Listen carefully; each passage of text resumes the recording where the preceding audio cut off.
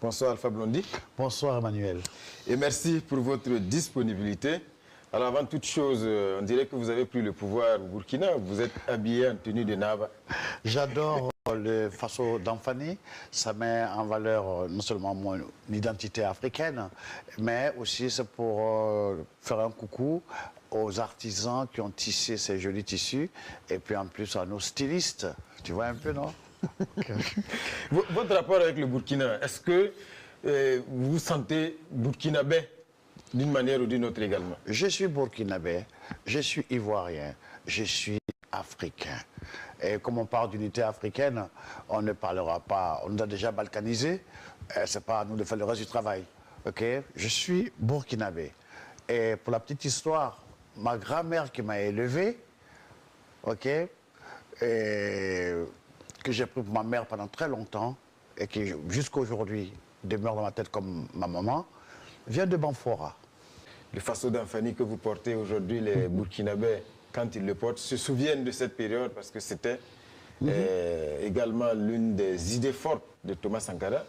Voilà, est-ce que, en quoi il continue de marquer selon vous aujourd'hui le Burkina et l'Afrique de façon générale? Écoutez, aujourd'hui, l'Afrique continue de tendre la main à mendier pour l'aide. Ok? L'aide n'aide pas les pays africains. L'aide a servi les pays africains. Quand je dis asservir, ce n'est pas servir, hein, asservir. Faire de toi un esclave. Ok? Et l'Afrique est dans ça. Il y a ce qu'on appelle, il y a une expression, l'épistémicide. L'épistémicide, c'est quand on tue en toi le toi. La confiance en toi. Ok, tout ce qui est bon, c'est l'autre. C'est en Europe. Toi, tu n'es rien.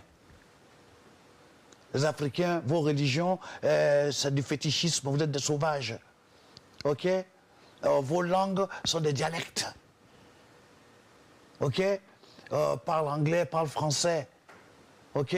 Vos habits, là. Attends, c'est marrant, ça. Oh, putain, c'est exotique. Voilà. Et c'est ce qui se passe encore. Et c'est ce que Sankara combattait? Bien sûr. Nourris-toi d'abord. Fais pas le moineau. Ok? Quand je vois nos chefs d'État qui se suivent là, comme des moutons, pour aller écouter un président français, leur dicter à toi, c'est bien, peut mieux faire. Toi, fais attention à toi. C'est quoi? Tu es indépendant ou bien tu n'es pas indépendant? Faisons respecter. Mais est-ce qu'on a les moyens d'assumer cette indépendance? Bien sûr qu'on a les moyens. Bien sûr qu'on a les moyens. Le peuple qui t'a choisi, c'est ton premier moyen déjà. Dire la vérité au peuple, mon gars, c'est dur, hein. On va maintenant faire ça, on va faire ça. Ok? Regarde, en Côte d'Ivoire actuellement, on vient de me nommer ambassadeur de la lutte contre la corruption. Il était déjà ambassadeur de la paix depuis 2015 également, je m'abuse. Oui, mais ce que je veux dire, c'est que tu te rends compte, Emmanuel, la corruption coûte à la Côte d'Ivoire 1300 milliards par an. Est-ce que tu vois un peu? 1300 milliards. Mais avec ça, est-ce que la Côte d'Ivoire, si on avait ça, a besoin de l'aide? Non. On a l'impression que les pays africains jusqu'à présent peinent à parler le même langage, quand bien même ils sont dans les mêmes problèmes. Emmanuel. Ils arrivent toujours divisés. Mon frère Emmanuel, j'ai dit, supposons que moi, je suis la France, ou les États-Unis, ou l'Angleterre. Toutes les matières premières qui font de moi une puissance, c'est toi, Emmanuel, l'Africain, qui les a. Le pétrole, tu as ça. L'uranium, hein, pour faire mes sous-marins nucléaires, mes bombes nucléaires, tu as ça. Ok? Le cacao pour faire le chocolat. Tu as ça. L'or, là, il y en a. Bauxite, il y en a. Coltan, il y en a. Et puis, moi, je vais te laisser être uni avec tes frères. Contre moi, ça va pas ou quoi?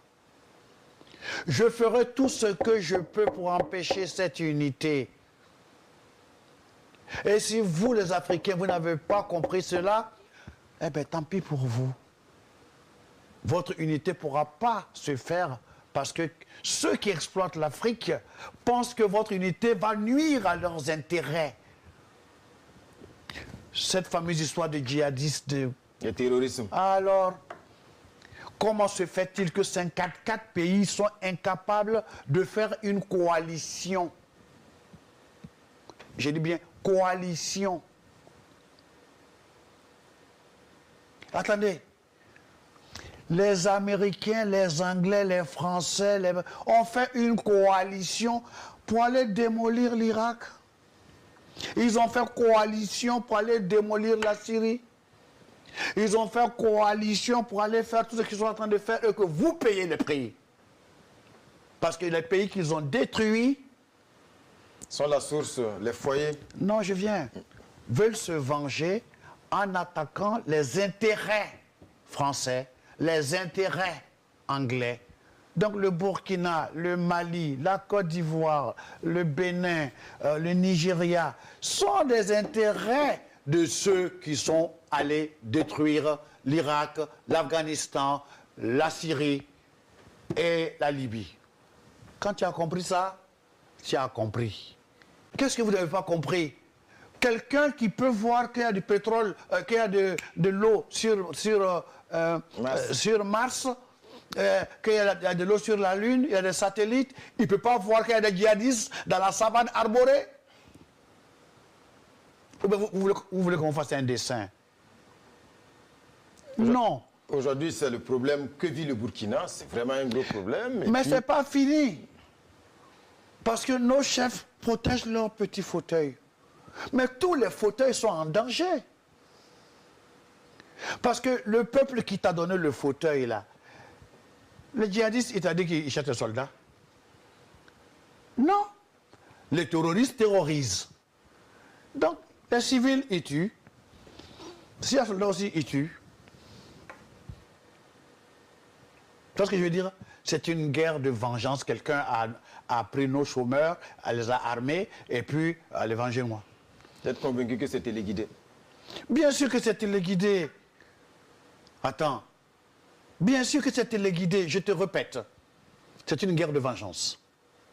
OK? Elle est éclatée là. OK? Tous les pays qui appartiennent aux pays européens, occidentaux, qui ont fait la coalition contre l'Irak, contre la Syrie, contre la Libye, contre l'Afghanistan, sont tous concernés.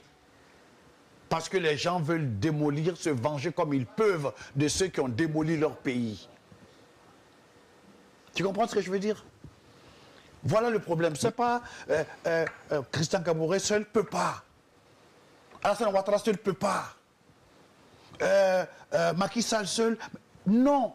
Voilà pourquoi je parle d'une armée de l'Union africaine. Emmanuel, j'ai les boules contre l'Union africaine. OK? Ils sont dans un fainéantisme criminel. Mais actuellement, quand vous prenez ne serait-ce que la sous-région, on a l'impression que chaque pays attend de son côté que le feu arrive. Parce que le terrorisme était au Mali, au Niger, ça a débordé au Burkina. Aujourd'hui, ça rentre un peu en Côte d'Ivoire, ça rentre un peu au Bénin, ça rentre un peu au Togo. Mais bon, jusqu'à présent, on a l'impression qu'il y a quand même un problème de solidarité. On a essayé de mettre en place le G5 Sahel, mais visiblement, ça ne marche pas. Je dis qu'il y a des traîtres au sein de l'Union africaine. Des traîtres qui ont vendu le continent. D'où doit venir le déclic? D'où doit venir la solution, selon vous? Le déclic doit venir des lucides qui ne sont pas encore, comment on dit ça, embrigadés? Embrigadés, corrompus, et qui ont vendu l'Afrique en vendant leur âme. Ils s'en foutent là. Attendez, Emmanuel, tu trouves normal qu'on a tué 12 journalistes? Je ne suis pas d'accord avec ceux qui ont tué, hein. Je ne suis pas d'accord, ok? Mais qu'on a tué 12 journalistes de Charlie Hebdo en France, et que nos chefs d'État se ramassent pour aller pleurer sur les Champs-Élysées, et qu'au Burkina, il y a 54 qui sont tués, au Mali, il y a des villages qui sont rasés, et puis aucun ne vient pleurer, même dire Yako. Mais, Emmanuel, vous semblez désespéré. Pas du tout, mais je suis en colère. Je suis en colère parce que je connais leurs capacités. Un continent, nous sommes le plus grand continent, ok? Le plus riche. Comment on peut être les plus pauvres? Vous avez livré le pays aux voleurs parce que vous vous sentez redevable. Vous n'êtes pas redevable, monsieur le président africain. On parle toujours de ce que l'Europe vous a donné. Mais est-ce que vous avez parlé de ce que vous avez donné à l'Europe? Parlez aussi de ce que vous donnez à l'Europe, monsieur le président. Ce qu'ils prennent chez vous. Il faut en parler, n'ayez pas honte d'en parler. Il faut rompre les partenariats, selon vous. Aujourd'hui, c'est la France. Il faut une coopération transparente et honnête, où on se respecte. Mais l'amitié entre le cheval et le cavalier, c'est une escroquerie. Il faut arrêter cela. Et ça, je répète encore, il faut, pour faire face à cette menace djihadiste, tous les pays sont concernés, même ceux qui sont dans leur zone confortable. Ça vient, ça viendra. OK? On laisse le Burkina et le Mali patauger. Ah oui, mais ça va aller. Ça, c'est entre eux là-bas. C'est-à-dire que, OK, arrêtez ça. OK? C'est-à-dire que le Burkina est un intérêt français. On est d'accord? La Côte d'Ivoire, intérêt français. Tout ce qui est intérêt français sera attaqué. Tout ce qui est intérêt britannique sera attaqué. Tout ce qui est intérêt américain sera attaqué. Vous voulez qu'on fasse indécent ou quoi? OK? Maintenant, je voudrais leur dire deux choses. Ayez un peu de dignité, mes frères. N'ayez plus peur, monsieur le président. N'ayez plus peur. Est-ce que c'est normal qu'on vienne assassiner Kadhafi, un membre de l'Union africaine, et que vous ne dites rien? Merci Alpha Blondy. Ça va être le mot de la fin. Merci Emmanuel. Madame, monsieur, un invité exceptionnel sur ce plateau ce soir, Alpha Blondy. C'est Seydou Kone de son vrai nom. Vraiment, merci d'être passé donc. C'est notre...